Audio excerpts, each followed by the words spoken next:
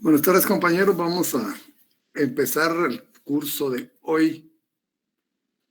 Ya nos quedan, según calendario de examen, nos quedan 3 días efectivos de clases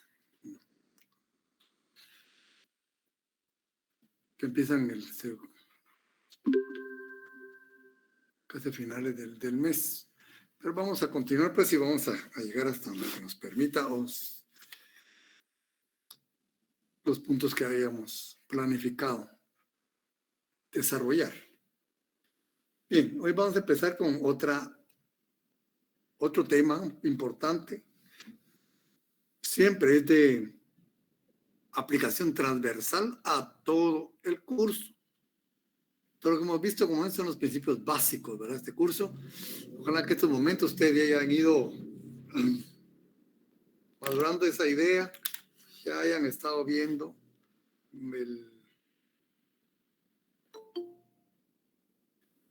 la esencia, ¿verdad? De esta rama del derecho.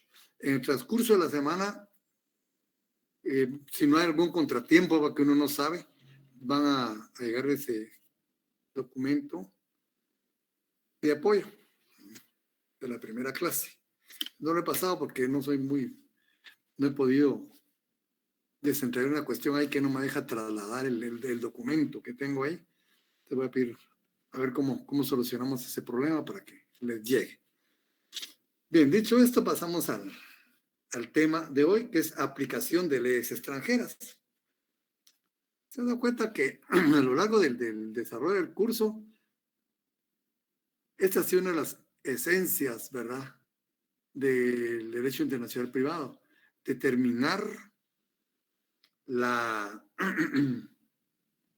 naturaleza territorial o extraterritorial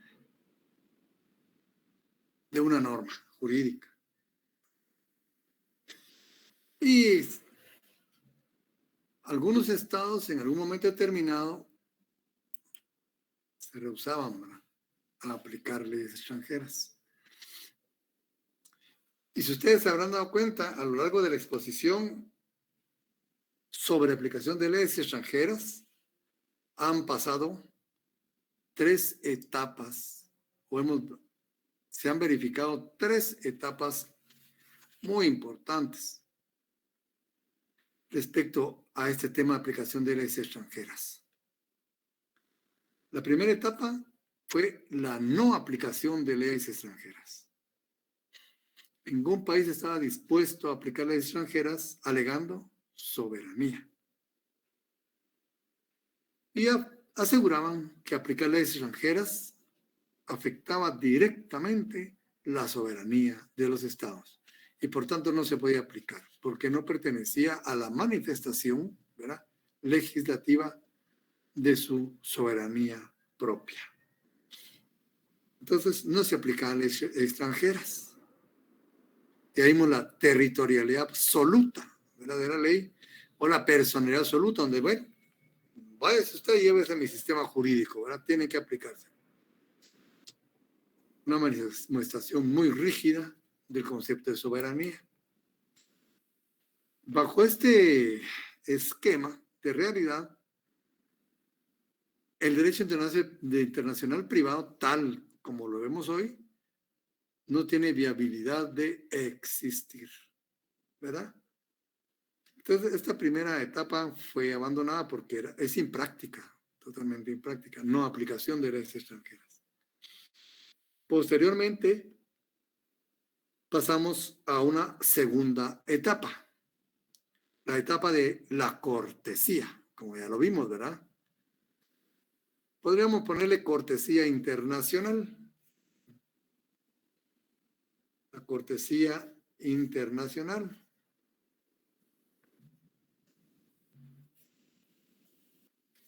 En la cual los estados admitían la posibilidad de aplicar leyes extranjeras. Entonces, la aplicación de leyes extranjeras se convirtió en una posibilidad, ¿verdad? Posibilidad. En una posibilidad. ¿De qué dependía esa posibilidad de aplicar leyes extranjeras? De la voluntad del Estado, de la observancia de su soberanía, que podía permitir, bajo su voluntad como soberano, aplicarse o no leyes extranjeras en su ámbito territorial propio de aplicación. Pero aquí quiere un avance, ¿verdad ustedes? Y existía la posibilidad de aplicar leyes extranjeras. Esta posibilidad de aplicar leyes, como hace la cortesía, tenía como base fundamental la soberanía del Estado. Decía, bueno, el Estado en su manifestación soberana, totalmente soberana, permite por voluntad, pero más que todo por convivencia internacional, aplicar leyes extranjeras en nuestro territorio.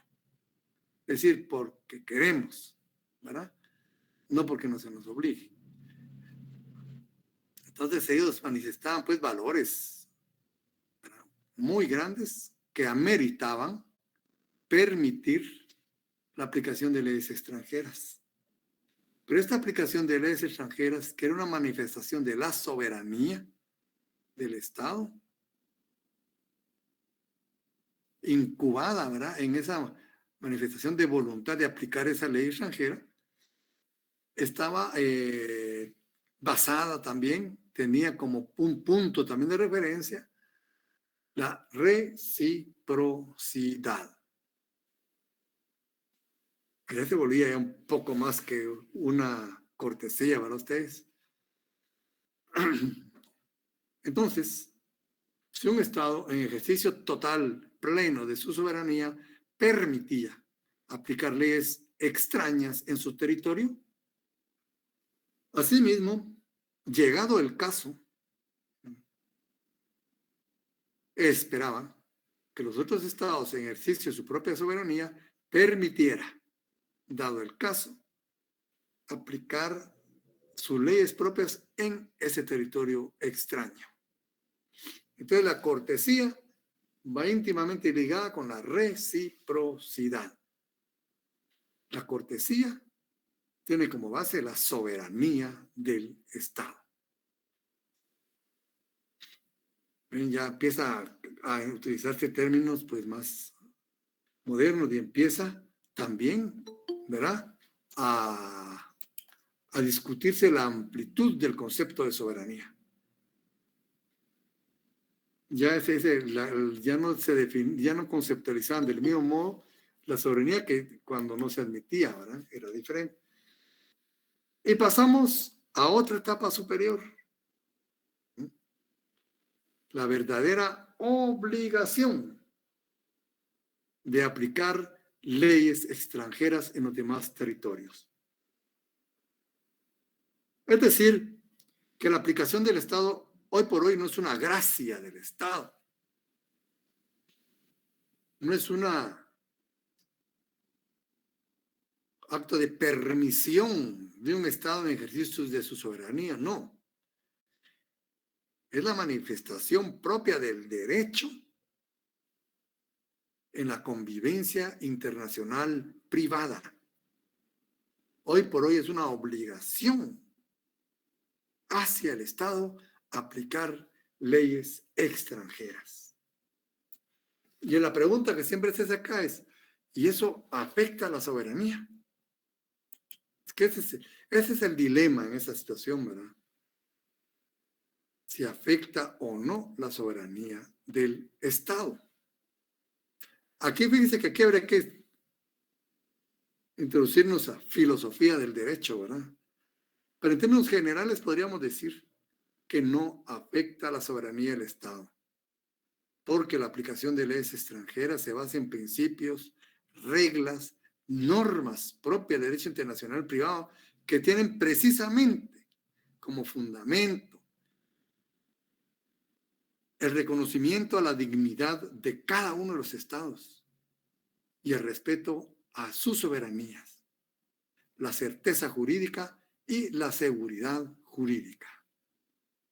Esos son valores supremos en el ámbito internacional. ¿verdad? Y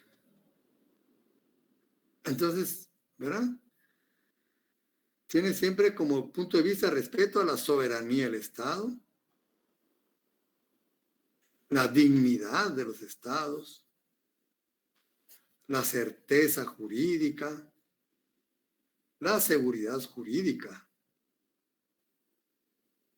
¿Qué pasaría en el mundo, hoy por hoy, si en el ámbito internacional privado dejamos de un lado la soberanía, dejamos de un lado la dignidad de estados que sea por hecho, ¿verdad? Sino que, por el contrario, nosotros como entes privados, en el ámbito internacional, no tenemos seguridad ni certeza en cuanto a nuestros actos jurídicos en el extranjero. No podría haber convivencia privada internacional. No podría haber, ¿verdad? Entonces esto no afecta la esencia del Estado, no afecta la esencia de su sistema jurídico, ni de su convivencia. Y ya vamos a ver por qué. Porque incluso el derecho internacional privado tiene una, vamos a decirle, una llave, ¿verdad? Que permite resguardar al Estado y a su estamento social, ¿no?, de cualquier peligro de esta forma, con base en un principio que vamos a ver posteriormente, el orden público. Esa es una garantía de que en el ámbito internacional privado no se está violando la soberanía del Estado, ni su dignidad, y estamos logrando la certeza y la seguridad jurídicas internacionales privadas, que eso es lo importante. No podríamos hacer negocios, no se podrían hacer negocios, no podrían haber transacciones, no podría haber intercambio, una división internacional del trabajo, una división internacional de la producción y una división internacional de la distribución y prestación de bienes y servicios. No podría si no hubiera seguridad y certeza jurídica, ¿verdad? Por eso es importante. Entonces, después de esas 3 etapas, ¿verdad? Y estamos en la tercera. Nosotros, Guatemala, se incluyen ellas, hay verdadera obligación de aplicar leyes extranjeras. Pero existen condiciones.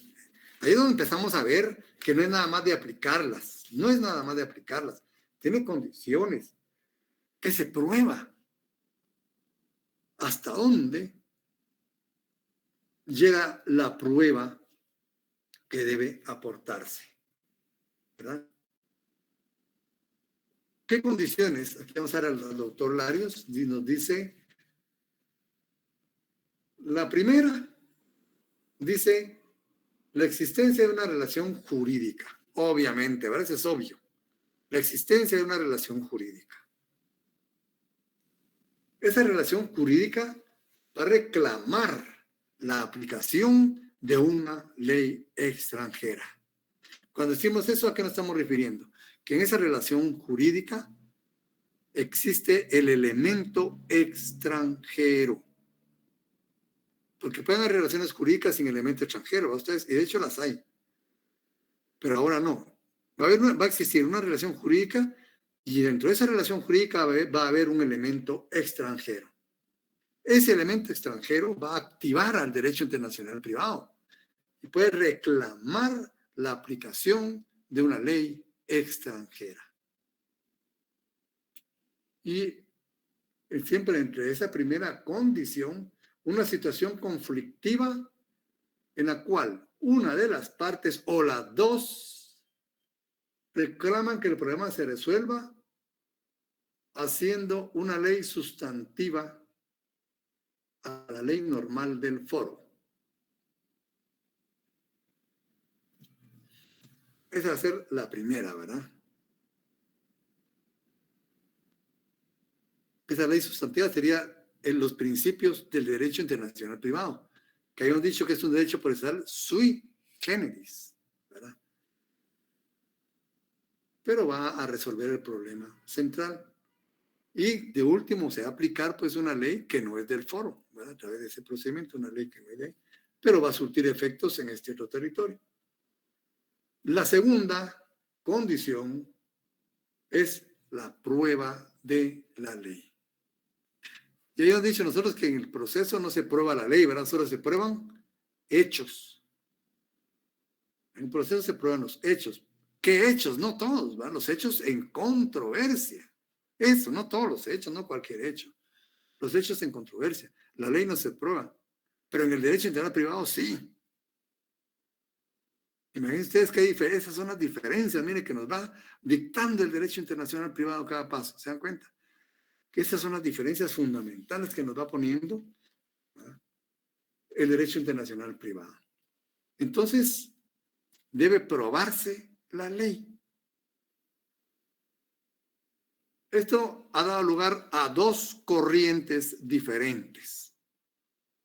La primera, que se le llama rogada, y la segunda podríamos ponerle de oficio, ¿verdad? La primera de rogada y la segunda podríamos decirle de oficio. ¿Qué pasa ahí?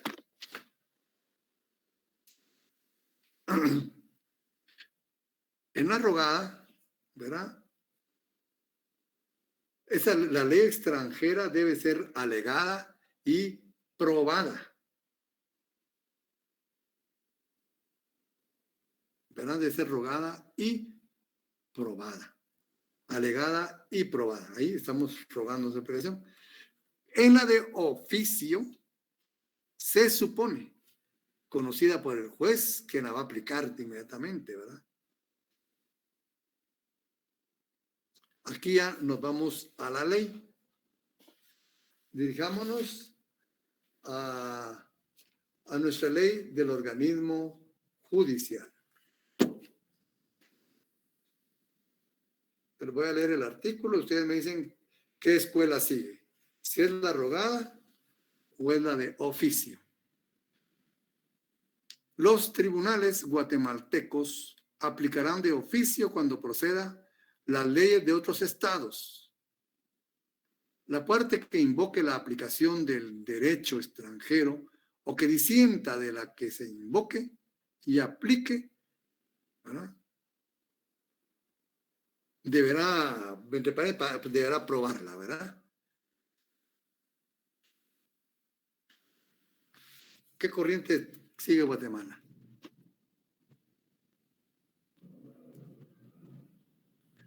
Como vemos, Guatemala sigue las dos corrientes.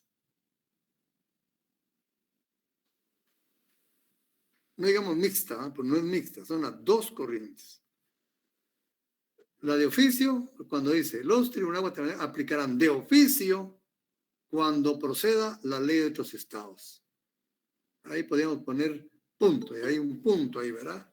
Dice, la parte que lo invoque, ahí estamos en el ámbito rogado. O sea, Guatemala sigue las dos corrientes, rogado y de oficio.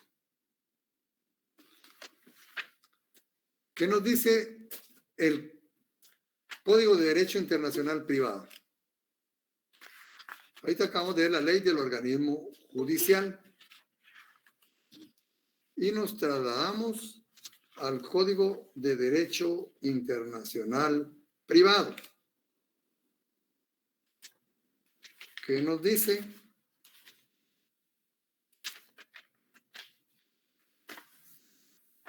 Reglas especiales sobre la prueba de leyes extranjeras. Vamos a dar el artículo para que ustedes se empiecen a ubicar. Ahí deben tener ustedes su código. 408. Los jueces y tribunales de cada estado contratante aplicarán de oficio, ¿ves?, cuando proceda la ley de los demás sin perjuicio de los medios probatorios a que este capítulo se refiere. La pueden aplicar de oficio, sin embargo, ¿verdad?, hay que probarla, ¿verdad? Para las cuestiones de certeza, ¿verdad? El artículo 409 dice, la parte que invoque la aplicación del derecho de cualquier estado contratante en uno de los otros o disienta de ella, ¿verdad? También, ahí están las dos corrientes, ¿verdad? Pero nuestra legislación en la ley del organismo judicial, en un solo artículo, ¿verdad?, contiene las dos corrientes, la de oficio y la rogada, nuestro artículo 435. Entonces, la ley debe probarse. ¿Cómo se prueba? ¿Cómo hacemos nosotros para probar esa ley? Dice, mediante certificación, dice nuestra ley, mediante certificación de 2 abogados en ejercicio en el país de cuya legislación se trate. 2 abogados en ejercicio certifican, la que deberá presentarse debidamente legalizada. Sin perjuicio de ello, el Tribunal Nacional puede indagar tales hechos de oficio o a solicitud de parte por la vía diplomática. Fíjense que sea cuando dice aquí el doctor Larios, que por ejemplo la persona es de muy escasos recursos, ¿verdad? Porque todo esto lleva gasto. Entonces, para no incurrir en gastos muy fuertes, ¿verdad? Para que algunas personas que tengan muy escaso poder adquisitivo, se hace vía diplomática, ¿verdad? Y con lo mismo, ¿verdad? Dos abogados litigantes, 2 abogados en ejercicio, ¿verdad? Certifican. Bueno, entonces está ¿cómo? ¿Verdad? Ya dijimos, respecto a la aplicación de extranjera, según nuestra ley, ¿qué corrientes? 2 corrientes, decimos nosotros, oficio y rogada. ¿Cómo vamos a probar? Mediante certificación de 2 abogados en ejercicio o por la vía diplomática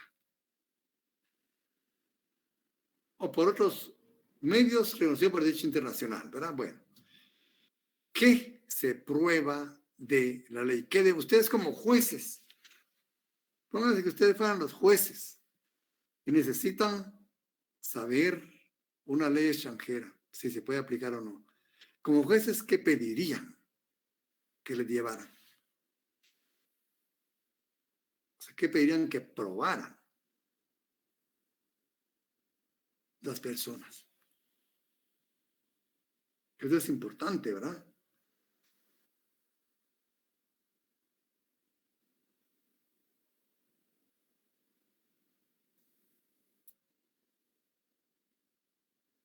Se deben probar 3 cosas básicas de la ley: su texto, su vigencia y su sentido. Texto, vigencia y sentido.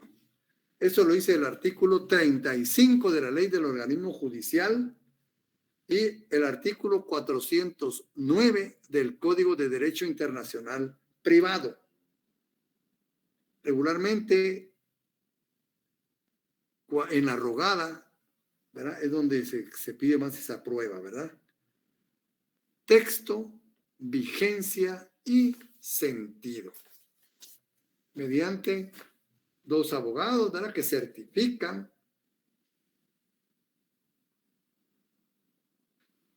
A veces, pues, por la vía diplomática. Entonces, ¿qué se prueba? ¿O cuál es la extensión de la prueba? Se extiende al texto, a la vigencia y al sentido. O sea, ¿cómo se interpreta? ¿Verdad? ¿Cómo se interpreta en ese país esa? Y dice que si no se admite, pues pueden interponerse diferentes recursos, ¿verdad? Este es otro tema de otra situación. Solo vemos que sí es obligación aceptarlo. Si no se lo acepta o le deniegan a usted probar la ley y con eso perjudican, ¿verdad?, a su cliente, usted tiene el derecho de interponer todos los recursos disponibles en nuestro sistema jurídico frente a esa denegatoria.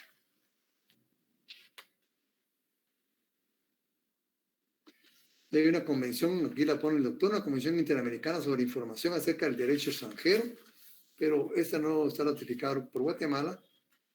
El que es importante es esta convención interamericana sobre normas generales de derecho internacional privado. Aquí sí estamos nosotros es muy importante, ¿verdad? Convención Interamericana, pueden buscar en internet, en la página de la Organización de los Estados Americanos, que les decía, ese es el nombre correcto. Incluso hasta los cancilleres dicen de Estados Americanos, ese no es el nombre, de los Estados Americanos, de la OEA. Se llama Convención Interamericana sobre Normas Generales de Derecho Internacional Privado. Convención Interamericana sobre Normas Generales de Derecho Internacional Privado. Aquí no lo tiene completo el doctor, tiene unos artículos. Pues digo que lo ubiquen en la página de la OEA. Ahí ya les queda para leer, miren.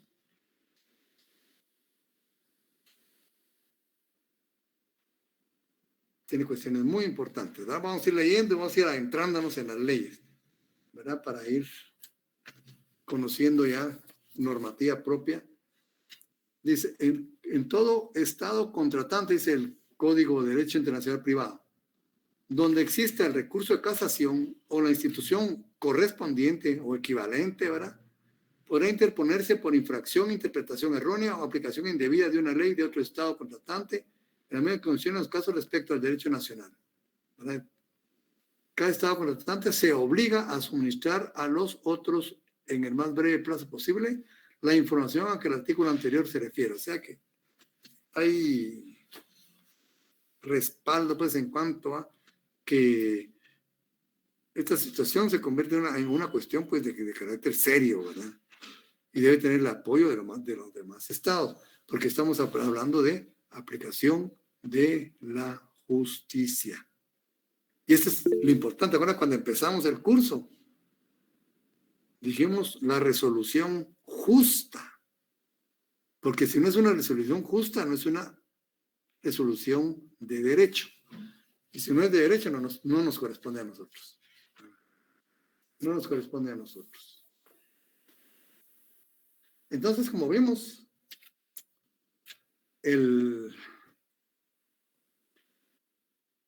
hay obligación de aplicar ley extranjera. Hay obligación de aplicar ley extranjera, ya pasamos 2 etapas.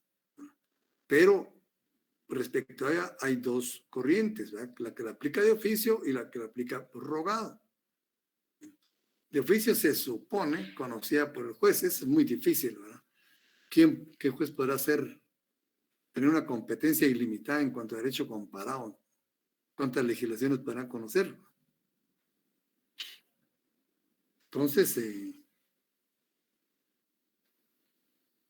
pero existe la posibilidad de que conozca ese sistema, ¿verdad? Y el otro es rogado, ¿verdad? La ley, pues el derecho debe ser probado acá. ¿Cómo se prueba? Por medio de los abogados en ejercicio, ¿verdad? Certificado por ellos. Y puede también ser por vía diplomática y volvemos a lo mismo, ¿verdad? Probar ¿Y qué es lo que se prueba? El texto literal, se abren comillas y se copia literal.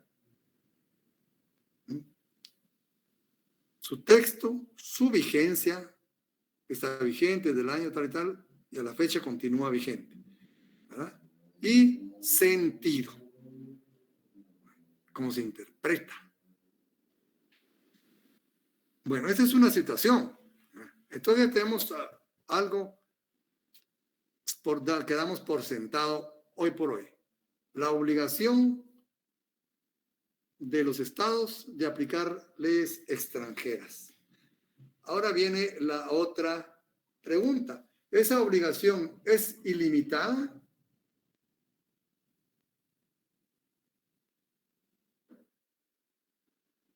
De aplicar leyes extranjeras es ilimitada. Debe darse porque sí. No, hay limitaciones, fíjense ustedes. Hay limitaciones a esta aplicación. Y esas limitaciones pueden derivarse de la propia ley o también de la teoría, pero muchos de estos principios, que los menciona el doctor Larios como doctrinarios, ya están inmersos en la ley, ¿verdad? Ya están inmersos en la ley, como es la teoría de las calificaciones, eso ya está legislado. Teoría del reenvío, pero se da de hecho, ¿verdad? Aunque no esté legislado, se da de hecho. La teoría del orden público está legislado, y teoría del fraude a la ley. Teoría del fraude a la ley. Imagínense qué interesante eso, ¿verdad? Nos va dando un panorama diferente de todo lo que hemos venido viendo nosotros. Teoría del fraude a la ley.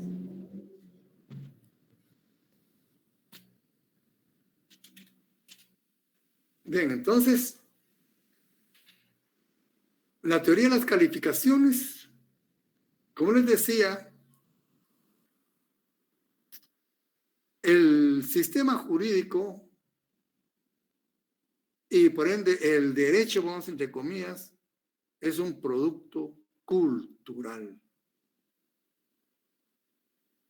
Y como producto cultural, cada estado, cada soberanía va a tener su propio sistema jurídico en particular, que se adecua a su sociedad, a sus intereses, a su visión de mundo. Y obviamente no son iguales en todo el mundo. Cada sociedad tiene sus propios intereses, su propia escala de valores.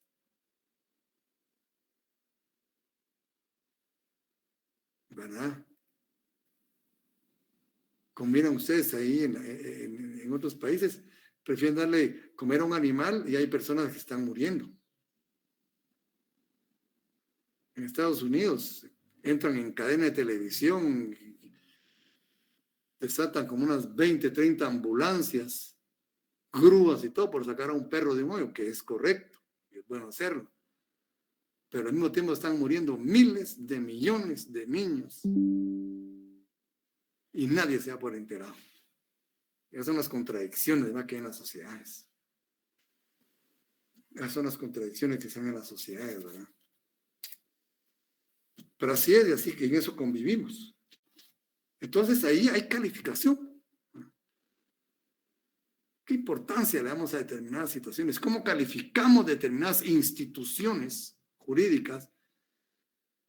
¿Cómo apreciamos determinadas relaciones jurídicas? Como yo les decía antes, ¿verdad? Para algunas legislaciones el matrimonio es un contrato. Para algunas otras es una institución social. Puede ser una institución económica, una institución política, no sé, lo que sea, pero cada sociedad le va a dar su propio.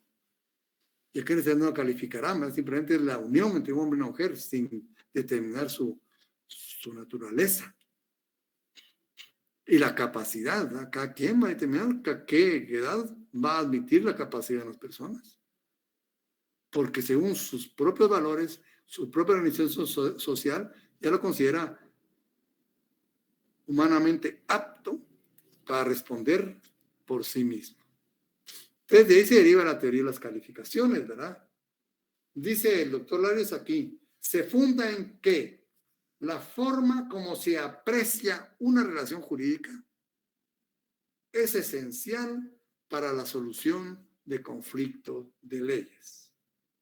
Es la adecuación de una situación o relación jurídica dentro de un marco de una figura jurídica, ¿verdad? Es la adecuación de una situación o una relación jurídica dentro de un marco de una figura jurídica, ¿verdad? Y dice, se funda en que en la forma como se aprecie una relación jurídica es esencial para la solución de conflicto de leyes. Dice, las normas de conflicto son idénticas en los países, pero el resultado práctico es diferente dependiendo de la calificación. Dice acá, menciona a un autor, dice, ese autor es bastante pesimista, arribó, entre otras cosas, a la conclusión de que no se llegaría jamás a un derecho internacional privado único, como hemos venido diciendo nosotros, ¿verdad? Puede, que en el futuro sí, pero por el momento no se avisora, ¿verdad? Porque aunque todas las legislaciones estuvieran de acuerdo para gobernar por la misma ley un género determinado de relaciones jurídicas, la diferencia de solución persistiría por la diferencia de calificación. Como yo digo, todos tenemos el matrimonio, pero se califica de una forma diferente. Y en la vida práctica, por ejemplo, las relaciones de familia están basadas en la ley y en valores sociales. En unas sociedades se permite el incesto.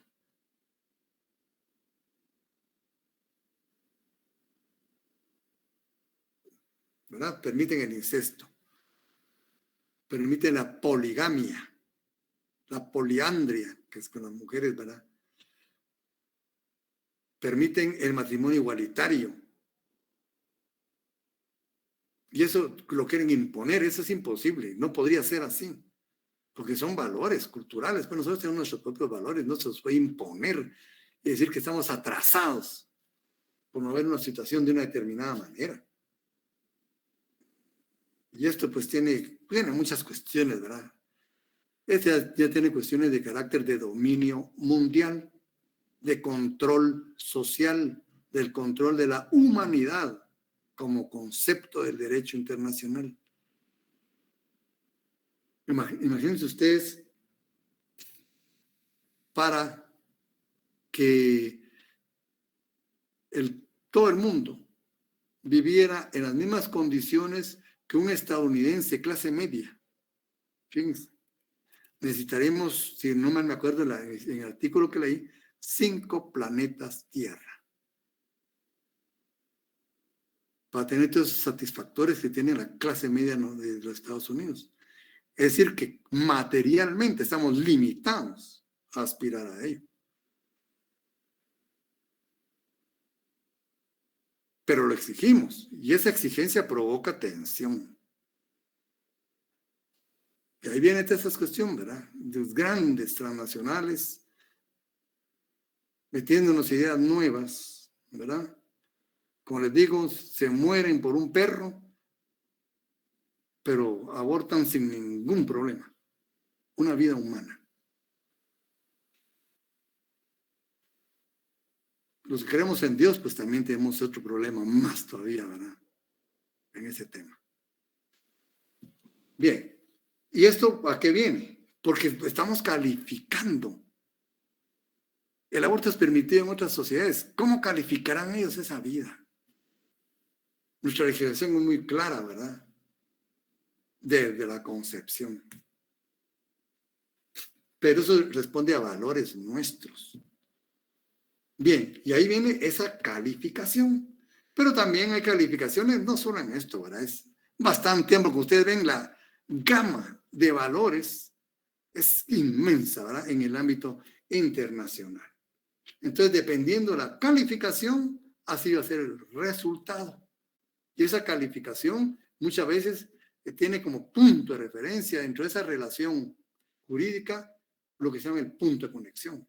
Pero eso lo vamos a ver después. Aquí el doctor Lario nos proporciona un ejemplo, ¿verdad? Que extrajo de la enciclopedia Omeva, jurídica Omeva, enorme ustedes. Cuando no había internet, eso era lo máximo, ustedes. Era una enciclopedia de creo 125 o 150 tomos de derecho. Eso era lo máximo, ustedes. Unos artículos buenísimos. Ahorita extrae de ahí este ejemplo. Aquí nos habla de un holandés. Miren, y yo les voy a pedir después que me lean los otros ejemplos y me los analicen. Aquí nos habla de un holandés, obviamente nacido en Holanda, los Países Bajos. Radica su domicilio en Francia y adquiere bienes en Francia, pero es holandés. Estando en Francia, muere en Francia, ¿verdad?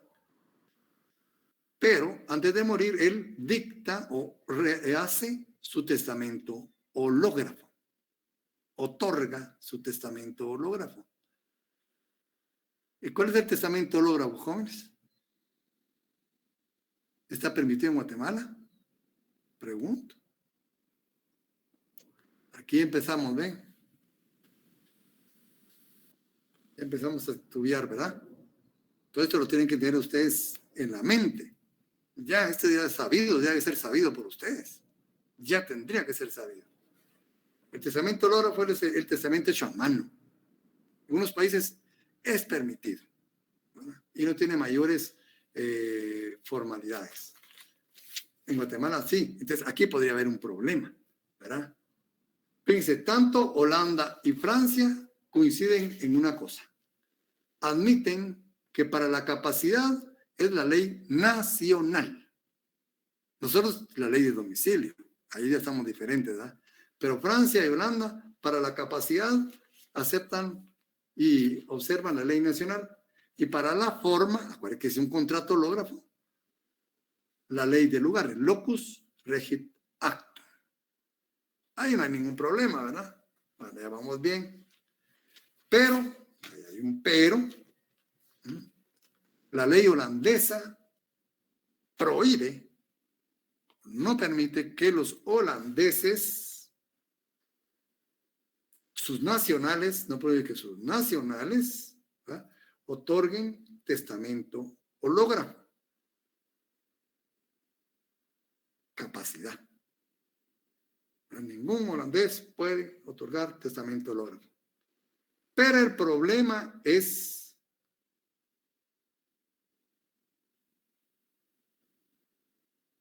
que Francia sí lo permite.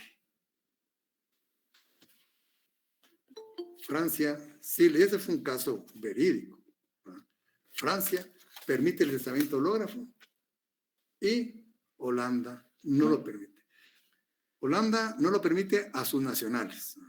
Ningún holandés puede otorgar testamento hológrafo. Pero Francia sí lo admite. Dice, miren que aquí cualquiera. Francia admite, acepta y reconoce los testamentos hológrafos. Así. Independiente de si es francés, o es holandés, o es español, o lo que sea. Uno está en Francia, puede otorgar testamento hológrafo. Y ahí se radica el aparente conflicto de leyes, ¿verdad? Entonces se trabó la litis. Y cae sobre dos cuestiones diferentes, ¿verdad? Porque a los que les convenía, ¿verdad?, unos alegaban que la cuestión era de forma. Y otros decían, no, la cuestión es de capacidad. Ahí está la calificación, ¿ya ven? Si el problema es de forma, el testamento tendría que ser declarado válido, porque Francia admite para cualquiera el testamento hológrafo. Pero si es de capacidad, el testamento se declara nulo porque Holanda prohíbe a los holandeses otorgar testamento hológrafo. ¿Se dan cuenta de la calificación? ¿Cómo cambia el resultado de una situación por otra? ¿Verdad? Entonces ahí se trabó la litis. Yo en este caso me acuerdo que prevaleció la ley holandesa.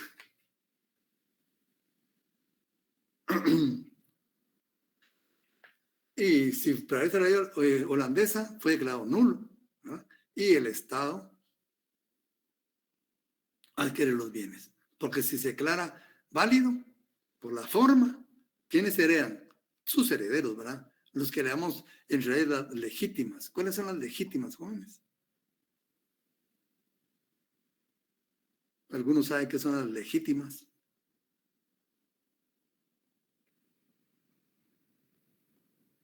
Me asustan. Estamos en 10º semestre, ¿verdad?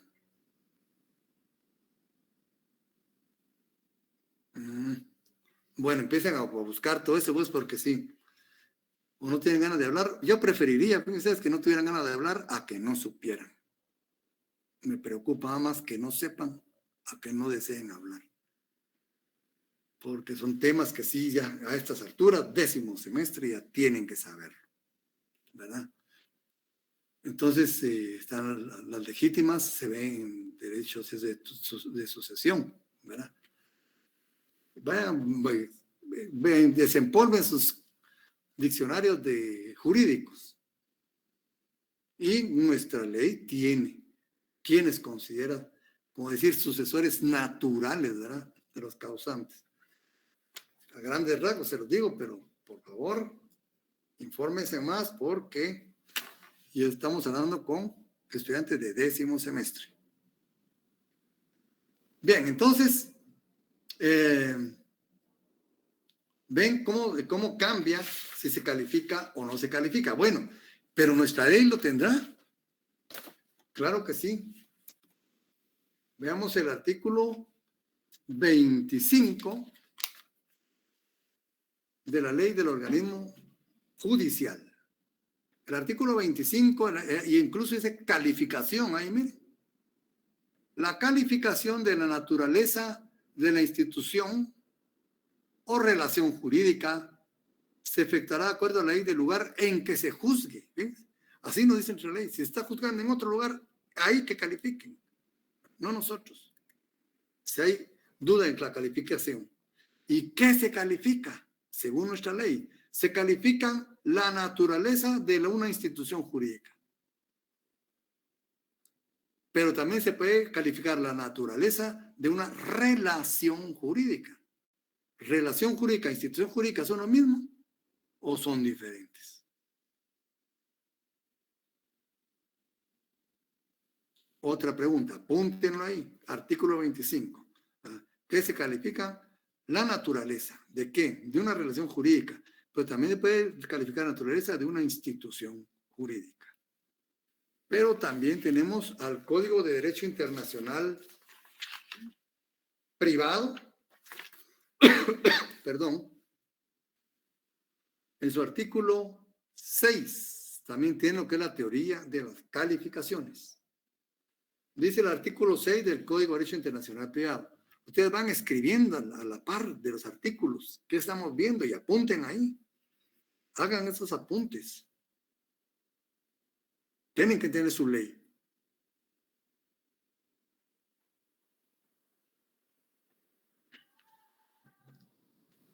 Artículo 6 del Código de Derecho Internacional Privado. En todos los casos no previstos por este código,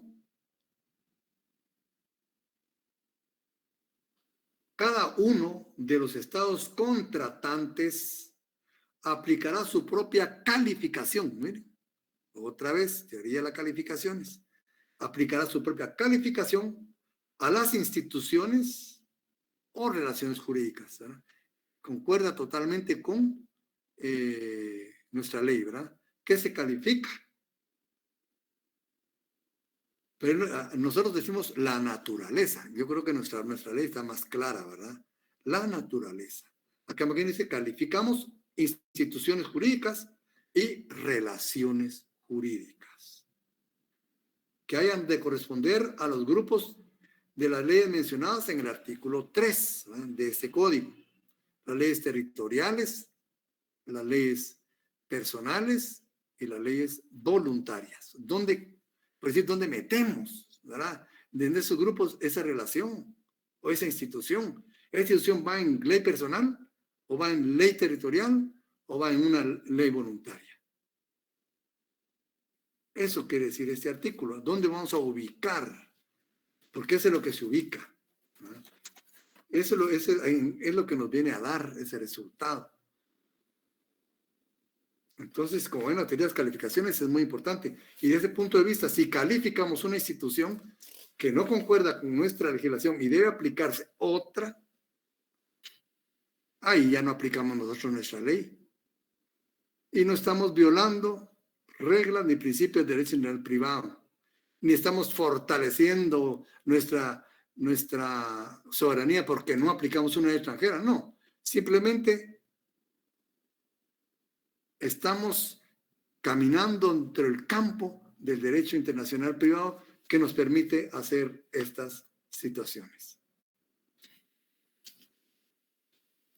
está también lo que se llama la teoría del reenvío.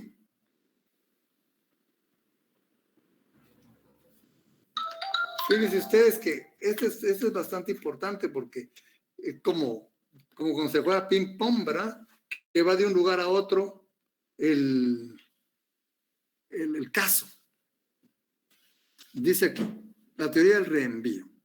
El problema radica en establecer si cuando una regla de derecho internacional privado envía al derecho de otro Estado, esta referencia se dirige al derecho sustantivo de dicho país o a su norma de derecho internacional privado. Ahí también hay un resultado diferente, ¿verdad? Es cuando se atiende a lo segundo, cuando cae dentro de una norma de derecho internacional privado, hay reenvío, ¿verdad? Que surge o puede surgir el problema del reenvío.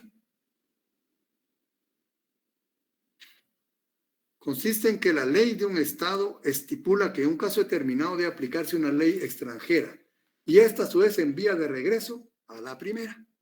Por ejemplo, voy a poner un ejemplo, el más sencillo, y ahí van, yo por favor les pido ya desde ahora que me lean y analicen estos ejemplos. Yo lo hago con la intención de que ustedes se apliquen porque veo que no me han leído. Yo les voy a explicar a grandes rasgos, pero ustedes viendo los ejemplos van a comprender bien. Si no se aplican a la lectura, no van a comprender. Les voy a dar un ejemplo muy sencillo. Supongamos que un guatemalteco se domicilia en Francia, como dijimos, ¿verdad? Está domiciliado en Francia. Pero Francia dice, para el estado de capacidad de las personas, su ley nacional. Su ley nacional.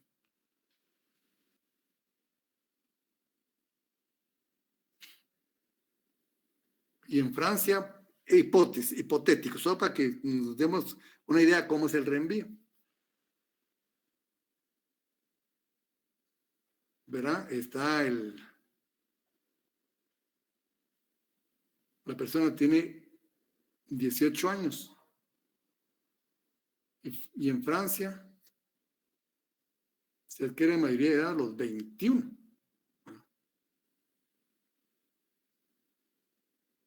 Y dice, bueno, vamos a ver si eso no. Capaz, porque aquí, según su ley, aquí no es capaz todavía. Y lo regresa a Guatemala. Y Guatemala dice que es guatemalteco, pero bueno, se fue hace tiempo de acá. Y ya tiene su domicilio desde hace años en Francia. Hipotético, ¿verdad? Pues juegos así. Entonces, ¿cuál se aplicaría? Su ley del domicilio. Francia dice, mire, Guatemala, es guatemalteco. Sí, entonces aplicamos nosotros, decimos su ley del domicilio y lo regresamos a Francia. Eso es el reenvío. Entonces dice, esa teoría se originó hace unos 100 años. Bueno, cuando cae entre una norma de derecho internacional privado, se remite, ¿verdad? Solo voy a leer este caso para que después lo analicen. Dice, un súbdito alemán llamado Forgo de nacionalidad, bueno, alemana, ¿verdad? Fue llevado a Francia. Es nacional de Alemania y domiciliado en Francia. A la edad de 5 años. Ahí permaneció toda la vida. Murió en Francia dejando pues una cuantiosa fortuna compuesta por bienes inmuebles, perdón. Dicho individuo era hijo natural y únicamente dejaba parientes colaterales. Solo tenía bienes muebles y parientes colaterales, los cuales según la ley alemana, ¿verdad?, podían reclamar la sucesión, mientras que la ley francesa no tenía ningún derecho porque eran colaterales. Los herederos se presentaron a los tribunales franceses pidiendo la apertura del juicio de sucesión, ¿verdad?, donde no se aceptan los parientes colaterales. El tribunal, haciendo aplicación de la ley francesa que rige la sucesión mobiliaria de muebles, ¿verdad?, de los extranjeros por su ley nacional, dice, no, aquí, como son solo muebles, es la ley nacional. Lo regresa a Alemania. Ese es el reenvío, ¿verdad? Regresar y volver a regresar. Bien, pero hay reenvío de 3 grados diferentes. Como dice el reenvío de primer grado, que solo involucra 2 países, lo remite el Estado A, lo remite al B, ¿verdad? Y el B nuevamente al A, y ahí termina. El reenvío de segundo grado ya participa un tercer estado, ¿verdad? Y se va pues del A, lo remite al B, y del B al C, y el C resuelve. Y el reenvío de tercer grado o indefinido, indefinido. Fíjense que dice el caso de que el estado A lo remite al estado B, el estado B lo remite al estado C, y el estado C lo remite nuevamente al estado A, y se forma un circuito representado por un círculo vicioso, un circuito jurídico representado por un círculo vicioso, sin fin, ¿verdad?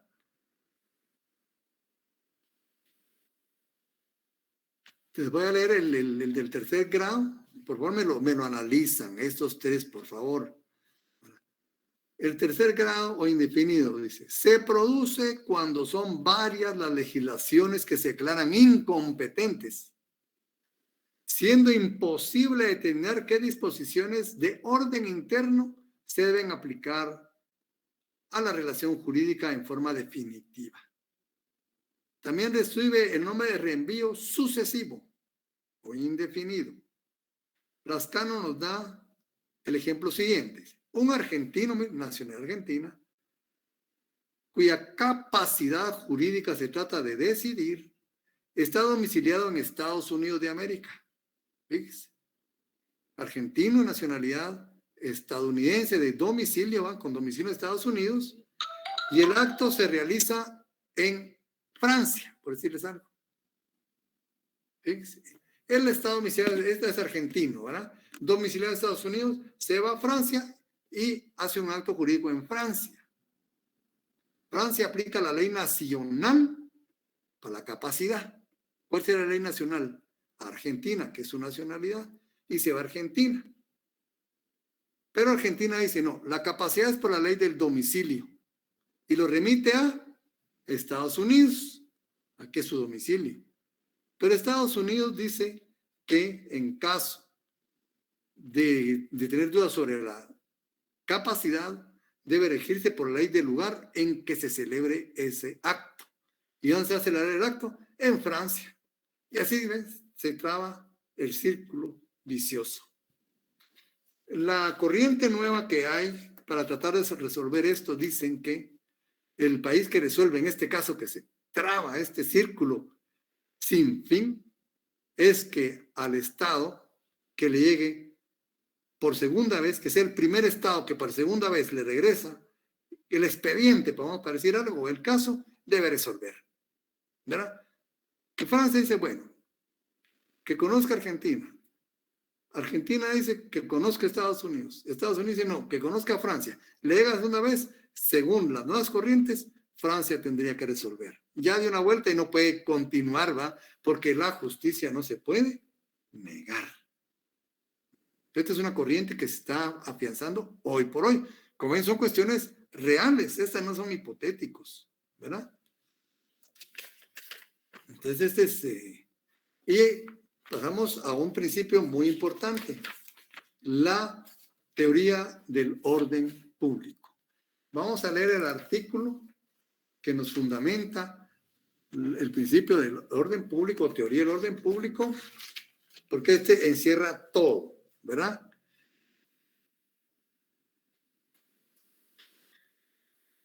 Dice el artículo 44, sí, de la ley del organismo judicial. Artículo 44 de la ley del organismo judicial.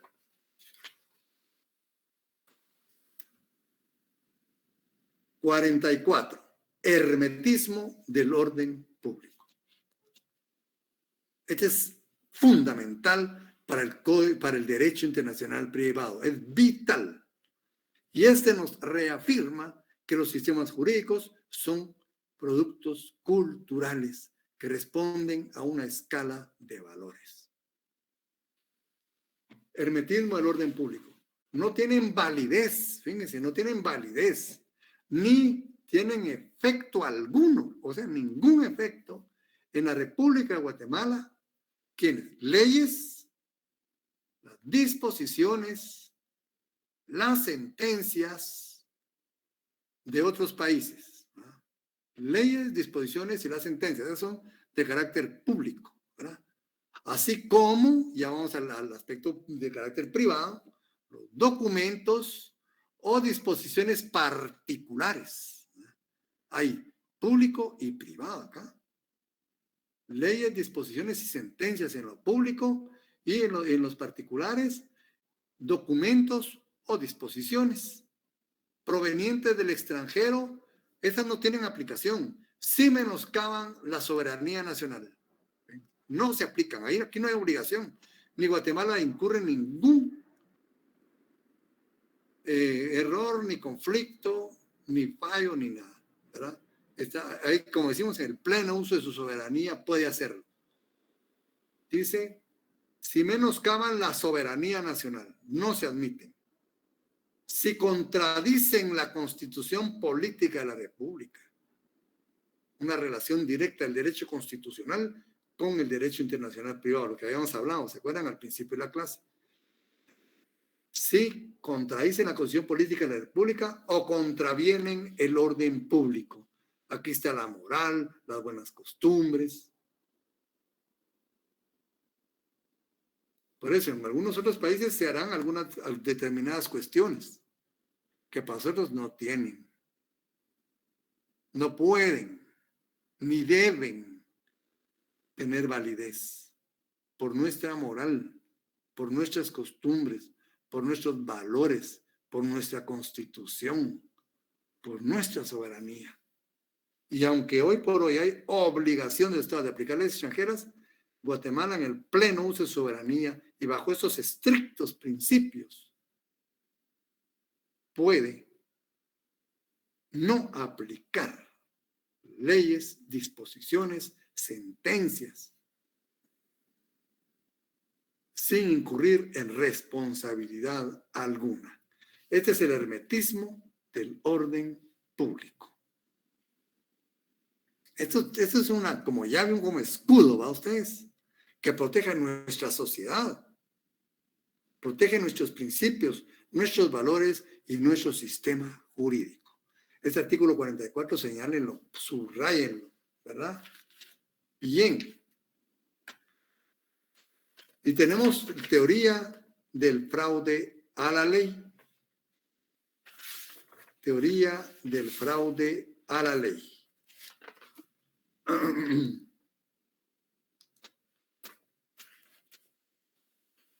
Esta teoría consiste en eludir la aplicación que normalmente es competente para regir la relación jurídica, buscando someterse a la aplicación de otra ley que le conviene.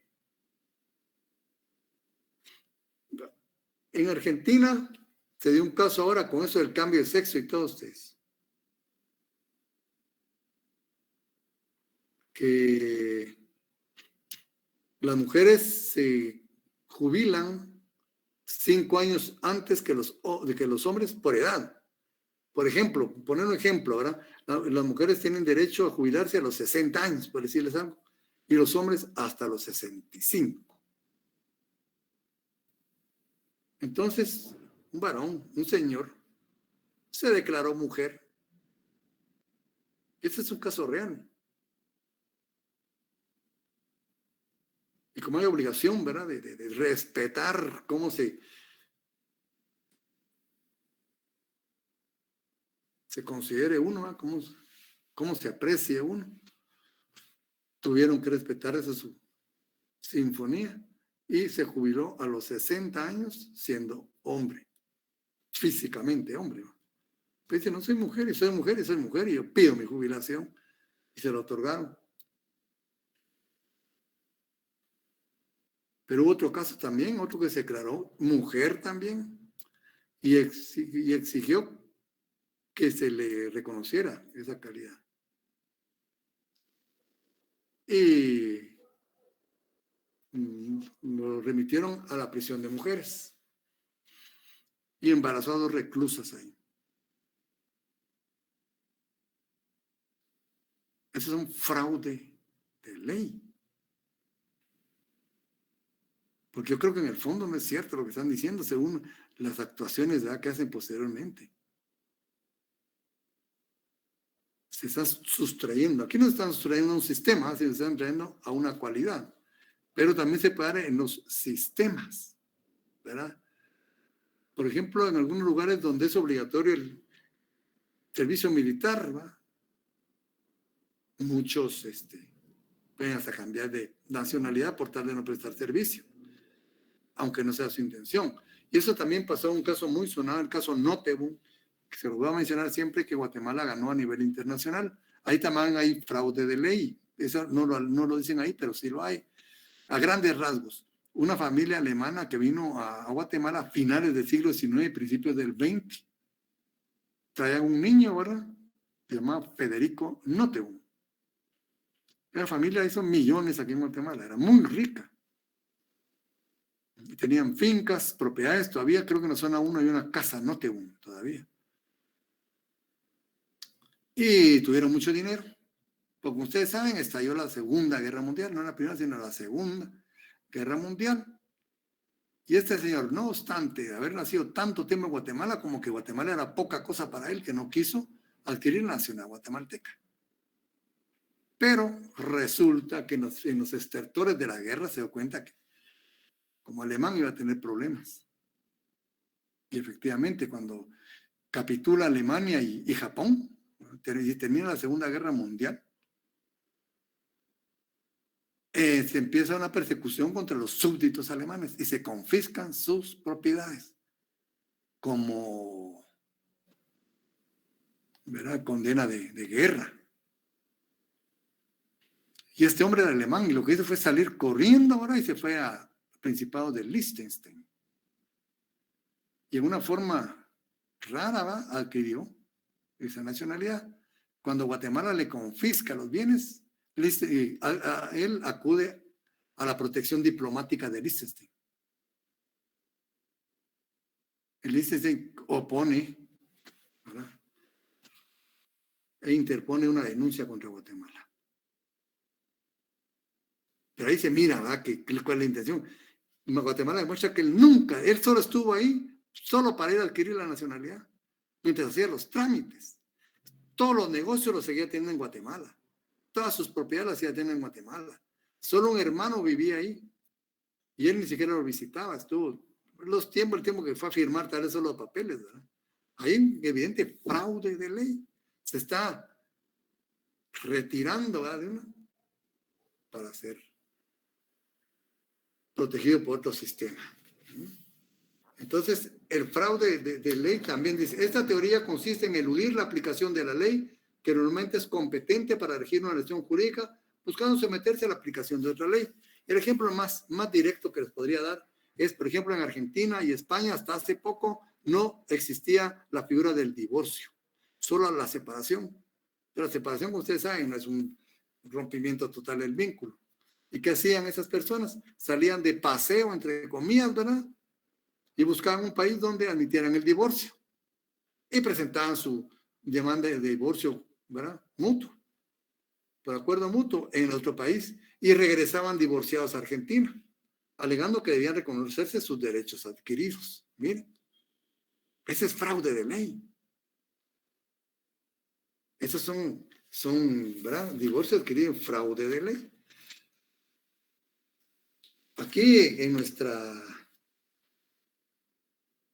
ley de orden judicial dice algo sobre el fraude de ley, pero no en el apartado de derecho internacional privado, ¿verdad? Se nos habla de actos nulos. Ustedes saben dónde está ese artículo, ¿verdad?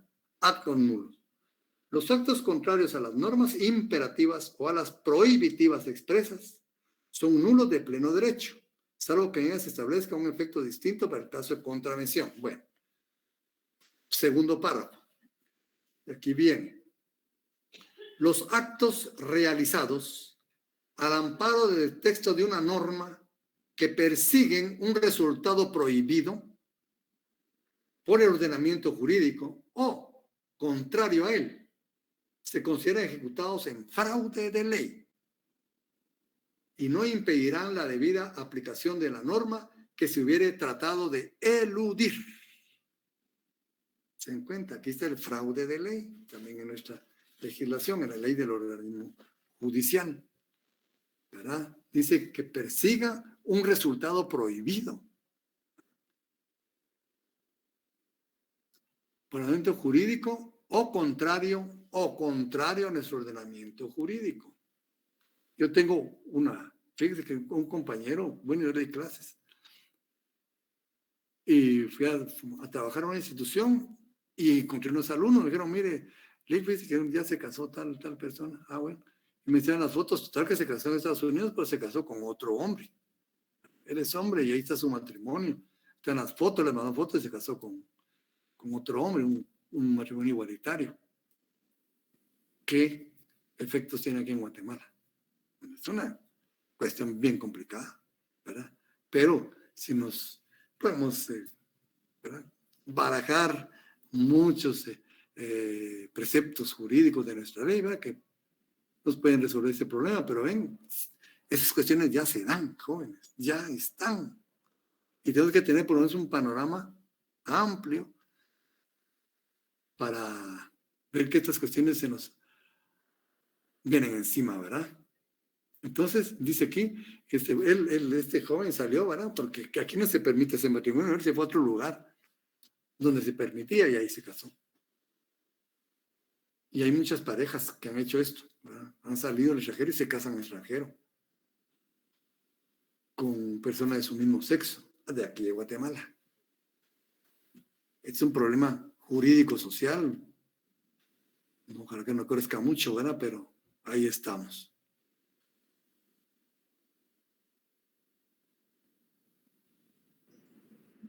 Deseo, pero aquí no tiene validez ese matrimonio. En principio le diría que no tiene validez, por ese principio del orden público y del fraude a la ley, ¿verdad? Porque podríamos presumir que él salió de aquí, ¿verdad? Eludiendo la aplicación de nuestro sistema jurídico. Guatemalteco y, como le digo, fue estudiante de la facultad, fue alumno mío. Y él conoce pues esta situación, ¿verdad?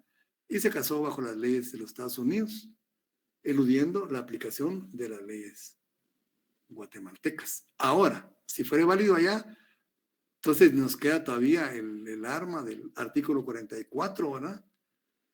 Donde dice que no tienen, ¿verdad? Ninguna validez, ¿verdad? ¿Cuándo? Etcétera, ¿verdad?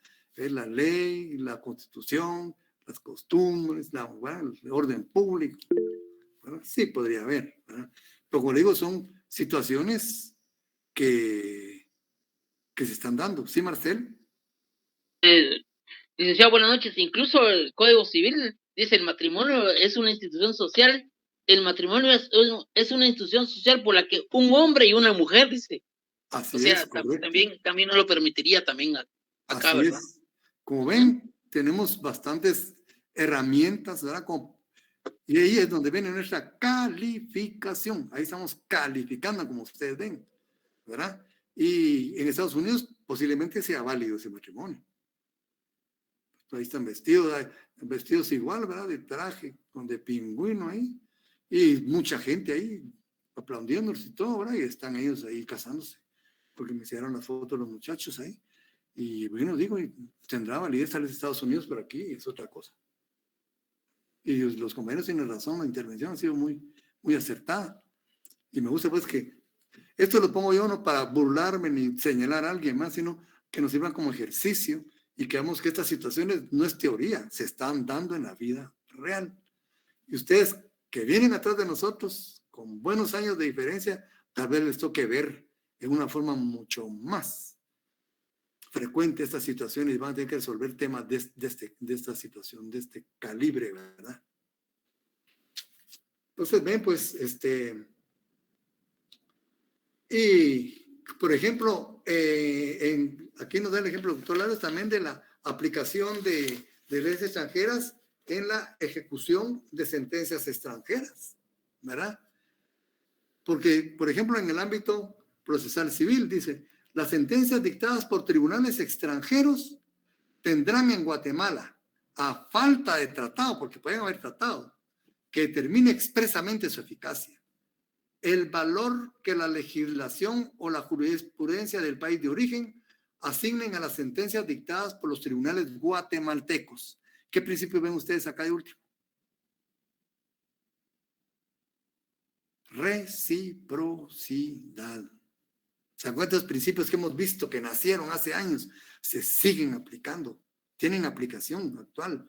Pues dice, el valor que la legislación o la jurisprudencia del país de origen, ¿verdad?, asignen a nuestras, como dice, bueno, recíproco. Si usted me le reconoce esto a mis sentencias, yo le reconozco en esa misma medida las suyas.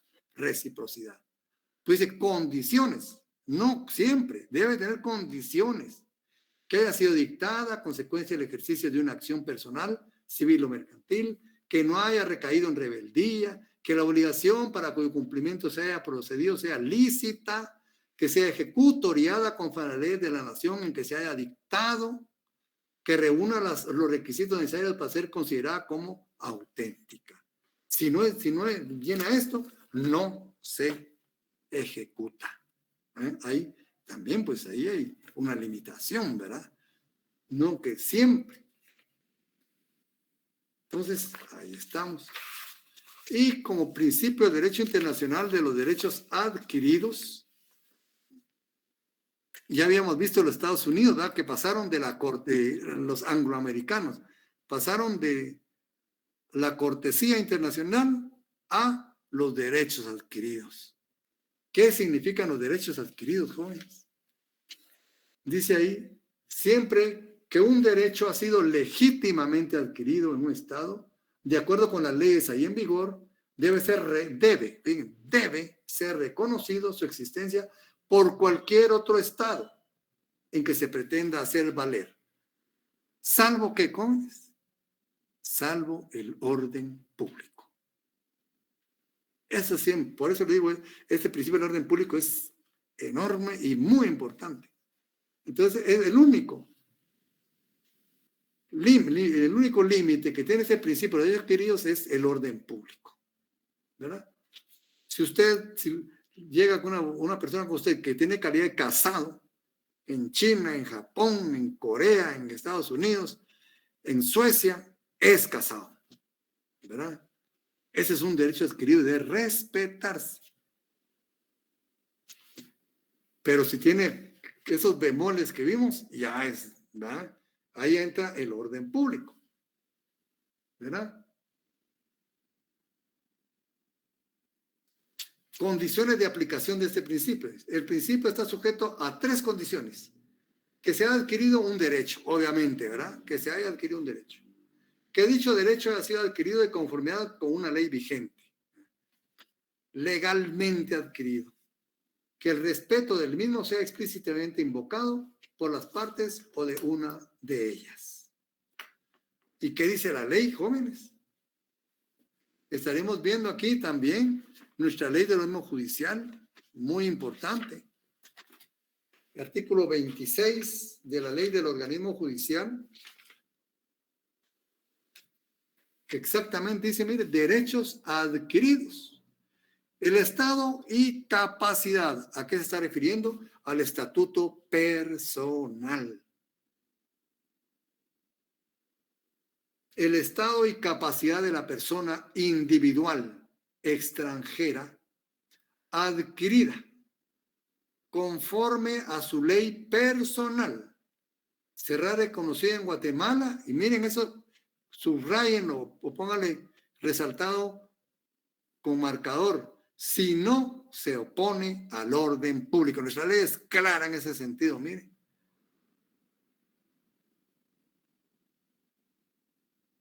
Aquí estamos viendo la aplicación de leyes extranjeras también, como ven. Admitir un derecho adquirido es aplicar una ley extranjera, ¿verdad? Siempre y cuando no se oponga al orden público. Nuestra propia ley nos da esa arma, decir, miren, siempre tomen en cuenta esto, ¿verdad? El estado y capacidad es en cuanto a su estatuto personal. De la persona individual extranjera, adquiridos conforme a su ley personal, será reconocido en Guatemala si no se opone al orden público. Muy bien redactado, ¿verdad? Pero también tenemos el Código de Derecho Internacional Privado, que nos dice los derechos adquiridos al amparo de las reglas de este código. No dice normas, ¿se dan cuenta? No dice reglas. Los derechos adquiridos al amparo de las reglas de este código tienen plena eficacia extraterritorial en los estados contratantes, salvo que se opusiere a alguno de sus efectos o consecuencias una regla de orden público internacional, exactamente igual va que en la nuestra. Este es el orden público, como ustedes, artículo 44 de la ley del organismo judicial. Subrayenlo, ténganlo siempre presente. Esa es una limitación general, ¿verdad? Cualquier situación que se ponga a nosotros, podemos invocarlo. El orden público. ¿Verdad? Los derechos adquiridos al amparo de las reglas de este código tienen plena eficacia extraterritorial en todos los estados contratantes, salvo que se opusiere a alguno de sus efectos o consecuencias una regla de orden público internacional. Efectos o consecuencias. Entonces, ¿verdad? Aquí dice limitaciones, dice el doctor Larios, que no lesione el orden público, también lo dice, ¿verdad? Ni las buenas costumbres.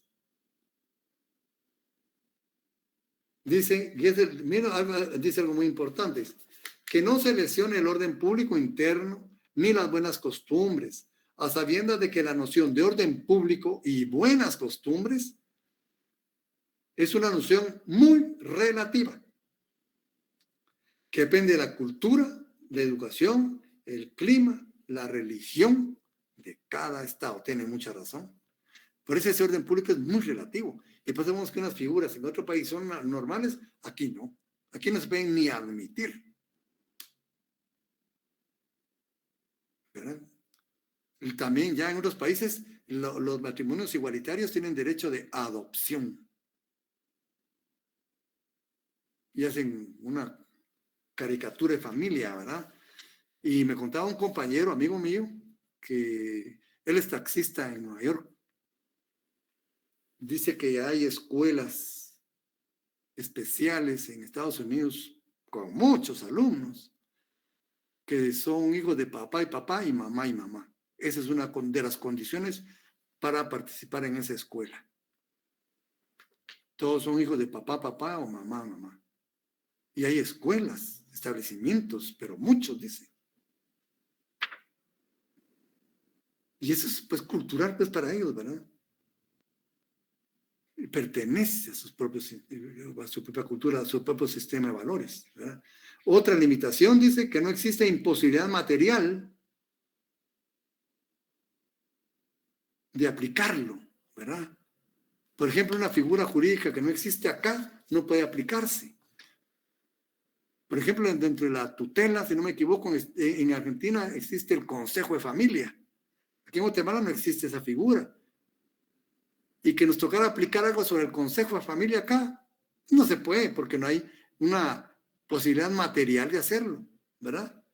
Y que el derecho invocado todavía se repute vigente. Esas son las tres condiciones. Importancia del principio, dice. Su importancia se extiende en primer lugar a la eficacia, ¿verdad? Y a los efectos, ¿verdad?, de las situaciones. La certeza jurídica, la seguridad jurídica. Muy bien, compañeros, ustedes les pido que para ahondar sobre esos temas me lean los ejemplos que hay en las cuestiones del reenvío. Por favor, estos ejemplos que hay por ahí, para que se ilustren y ya lo comprendamos a ciencia cierta. Así que me retiro porque pasamos ya al otro, y ustedes también tienen que irse a la otra clase. Y les agradezco su atención, jóvenes. Que pasen un feliz fin de semana. Se me cuida mucho.